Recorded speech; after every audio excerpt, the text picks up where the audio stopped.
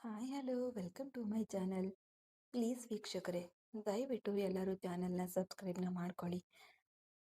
ಏನೋ ಕರುಣಿ ಆಲೋಚನೆಗಳಲ್ಲಿ ಮುಳುಗಿ ಹೋಗಿರುವಾಗಲೇ ಬಾಗಿಲು ತೆಗೆದ ಶಬ್ದವಾಯಿತು. ತಕ್ಷಣವೇ ಈ ಲೋಕಕ್ಕೆ ಬಂದು ತಟ್ಟನೆ ಕಣ್ಣು ಮುಚ್ಕೊಂಡು ಸೂರಜ್ ಮೆಲ್ಲಗೆ ಅವಳ ಹತ್ತಿರ ಬಂದು ಅರಿಗಾಲಿಗೆ ಗೋರಂಟಿ ಹಚ್ಚುತ್ತಿದ್ದಾನೆ. ಕರುಣಿಗೆ ಎಚ್ಚರವಾಗಿಯೇ ಇದೆ, ಆದರೆ ಕದಡದೆ ಹಾಗೆಯೇ ಮಲಗಿದ್ದಾಳೆ. ಸೂರತ್ ತನ್ನ ಅರಿಕಾಲನ್ನ ಮುಟ್ಟುತ್ತಿದ್ರೆ ಅವಳಿಗೆ ಕಚಗುಳಿ ಇಟ್ಟಂತಾಗುತ್ತಿದೆ. ಬಲವಂತವಾಗಿ ನಗುವನ್ನ ತಡೆದುಕೊಂಡ್ಳು. ಆ ಕ್ಷಣ ಅವಳ ಮನಸ್ಸಿನಲ್ಲಿ ಯಾವುದೋ ತಿಳಿಯದ ಆನಂದವು ಉಕ್ಕಿ ಹರಿಯಿತು.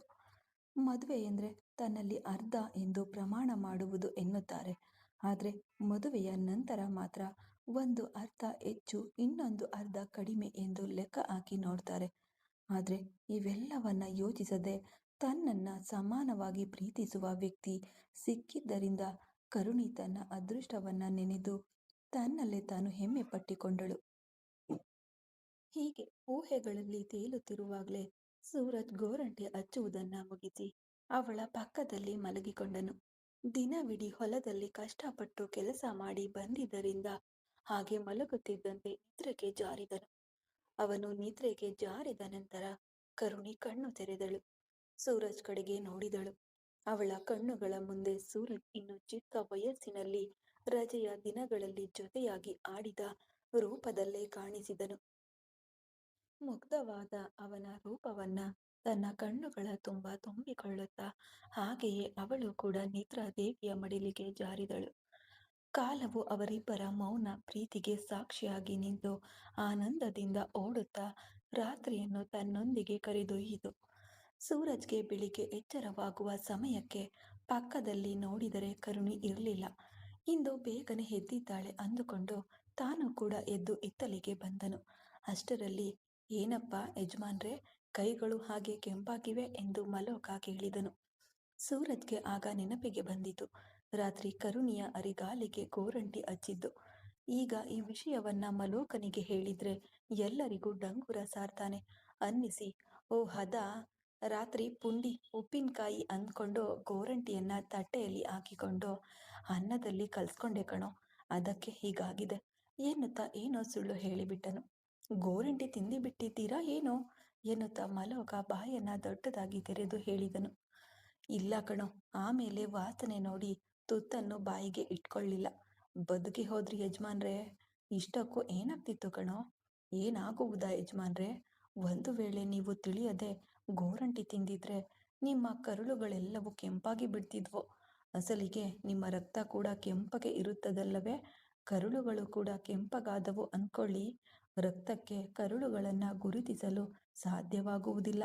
ಅವು ಎಲ್ಲಿಗೆ ಹೋದವೋ ತಿಳಿಯದೆ ಕಂಗಾಲಾಗಿ ಹೃದಯಕ್ಕೆ ಕಂಪ್ಲೇಂಟ್ ಕೊಡೋಣ ಎಂದು ಹೊರಡುತ್ತದೆ.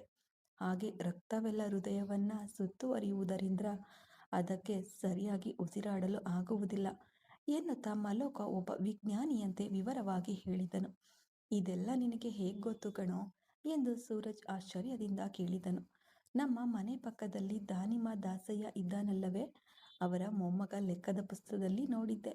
ಅಸಲಿಗೆ ನಾವು 3ನೇ ತರಗತಿಯನ್ನ 3 ಬಾರಿ ಓದಿದ್ದೇವಲ್ಲವೇ, ನೋಡಿದ ತಕ್ಷಣ ಅರ್ಥವಾಗಿ ಬಿಟ್ಟಿತ್ತು ಎಂದು ಉತ್ತರಿಸಿದನು.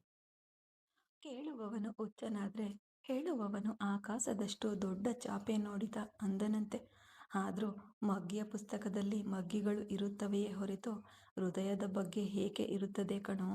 ಅರರೆ, ಅಸಲಿಗೆ ಆ ಪುಸ್ತಕದಲ್ಲಿ ಮುಳುಗಿ ಹೋಗಿ ಏನ್ ಓದುತ್ತಿದ್ದೇನೆ ಎಂಬ ಆಲೋಚನೆ ಕೂಡ ಬರಲಿಲ್ಲ ಯಜಮಾನ್ರೆ ಎನ್ನುತ್ತಾ ಮಲೋಕ ನಾಲಿಗೆ ಕಚ್ಚಿಕೊಂಡನು. ಸೂರಜ್ ಮಲೋಕನ ಕಡೆಗೆ ಕೋಪದಿಂದ ನೋಡಿದನು. ಸರಿಯಾಗಿ ಆಗಲೇ ಸೂರಜ್ ಎಂಬ ಕರೆಯು ಕೇಳಿಸಿದ್ದರಿಂದ ಹಿಂತಿರುಗಿ ನೋಡಿದನು. ಎದುರಿಗೆ ಕರುಣಿಯ ತಾಯಿ ನಿಂತಿದ್ದಳು. ನಿನ್ನ ಕತೆ ಆಮೇಲೆ ನೋಡ್ತೀನಿರು ಎಂದು ಮಲೋಕನಿಗೆ ಹೇಳಿ ವೇಗವಾಗಿ ಹೆಜ್ಜೆ ಇಡುತ್ತಾ ಅವಳ ಹತ್ತಿರ ಹೋದನು. ಹೇಳಿ ಅತ್ತೆಯವರೇ ಎಂದು ಕೇಳಿದನು. ನಾನು ನಿಮ್ಮ ಮಾವನವರು ಇಂದು ಊರಿಗೆ ಹೊರಡ್ತಿದ್ದೇವೆ ಕಣೋ ಎಂದಳು. ಅದೇನ್ ಅತ್ತೆಯವರೇ, ಅಷ್ಟು ಬೇಗ ಹೊರಡುತ್ತೇವೆ ಎನ್ನುತ್ತಿದ್ದೀರಿ? ಇನ್ನೂ 4 ದಿನ ಇರಬಹುದಲ್ಲವೇ? ಇರಬೇಕೆಂದೇ ನನಗೂ ಇದೆಯಪ್ಪ. ಆದರೆ ನಿಮ್ಮ ಮದುವೆಯಾದಾಗಿನಿಂದ ಇಲ್ಲೇ ಇದ್ದೇವಲ್ಲವೇ, ಅಲ್ಲಿನ ಕೆಲಸಗಳೆಲ್ಲ ನಿಂತು ಹೋಗಿವೆ.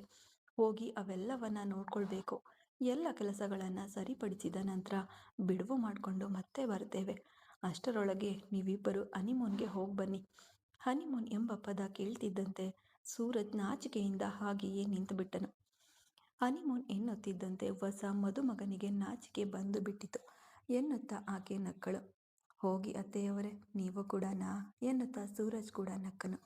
ಸೂರಜ್, ನಿನಗೊಂದು ಮಾತು ಹೇಳಬೇಕು ಕಣೋ. ಹೇಳಿ ಅತ್ತೆಯವರೇ.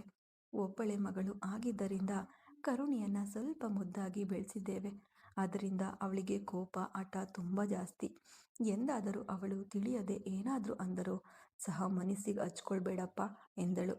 ಆ ಮಾತಿಗೆ ಸೂರಜ್ ನಗುತ್ತಾ, ಯಾರೋ ಹೊರಗಿವರಂತೆ ನೀವು ನನಗೆ ಇದೆಲ್ಲ ಹೇಳಬೇಕಾ ಅತ್ತೆಯವರೇ? ಆದರೂ ಕೇಳಿದ್ದು ಸಿಗದೆ ಇದ್ದಾಗಲೇ ತಾನೇ ಹಠ ಮಾಡೋದು. ಕರುಣಿ ಕೇಳಿದ್ದು ಏನೇ ಆಗಿರಲಿ, ಎಷ್ಟೇ ಕಷ್ಟವಾಗಿದ್ರೂ ಸರಿ ತಂದು ಕೊಡ್ತೇನೆ. ಇನ್ನು ಕೋಪದ ವಿಷಯಕ್ಕೆ ಬಂದರೆ ಅವಳಿಗೆ ಎಷ್ಟು ಕೋಪವಿದೆಯೋ ತಿಳಿಯದು. ಆದರೆ ನನಗಂತೂ ಆ ದೇವರು ತುಂಬ ತಾಳ್ಮೆ ಕೊಟ್ಟಿದ್ದಾನೆ. ಅದರಿಂದ ನೀವೇನು ಹೆದರಬೇಡಿ. ಅವಳು ನನ್ನ ಪ್ರಾಣ.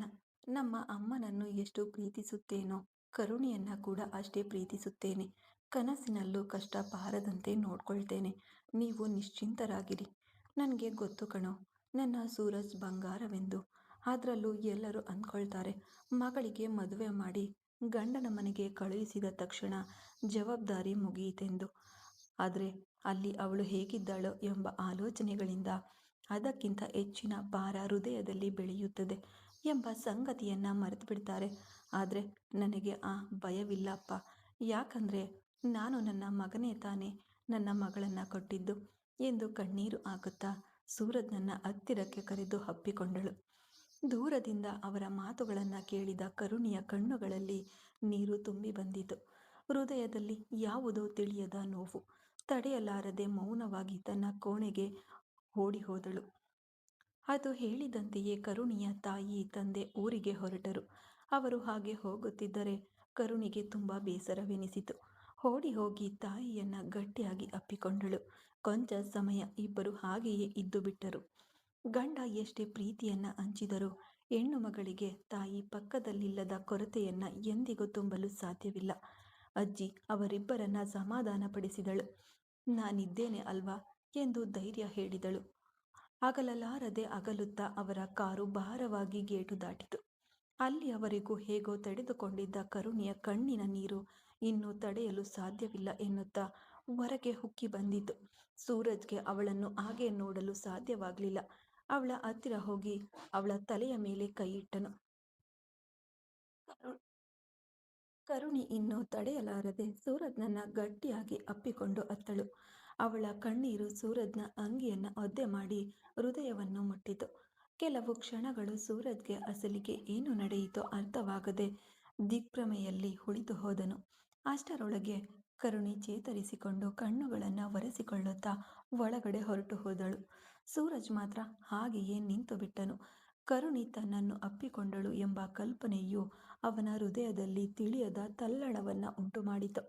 ತನ್ನ ಹೃದಯವನ್ನ ಮುಟ್ಟಿದ ಕಣ್ಣೀರು ಎದೆಯಾಳದಲ್ಲಿ ಪನ್ನೀರಿನ ಮಳೆಯನ್ನ ಸುರಿಸುತ್ತಿದ್ದರೆ ಆನಂದವನ್ನ ತಡೆಯಲಾರದೆ ಸೂರಜ್ ಮನದಲ್ಲೇ ಕುಣಿದು ಕುಪ್ಪಳಿಸಿದಳು.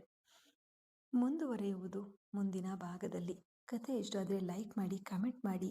ಏನೇ ಇದ್ರೂ ಪರವಾಗಿಲ್ಲ, ಕಮೆಂಟ್ ಮೂಲಕ ನಮಗೆ ತಿಳಿಸಿ, ನಮಗೆ ತಿದ್ಕೊಳ್ಳೋ ಅವಕಾಶನ ಕೊಡಿ. ಆದರೆ ದಯವಿಟ್ಟು ಸಪೋರ್ಟ್ ಯಾವಾಗಲೂ ಹೀಗೆ ಮಾಡ್ತಾ ಇರಿ ವೀಕ್ಷಕರೇ. Thanks for watching. ಹಾಗೆ ನಿಮ್ಗೆ ಗೊತ್ತಿರೋರ್ಗೂ ಕೂಡ ಶೇರ್ ಮಾಡಿ.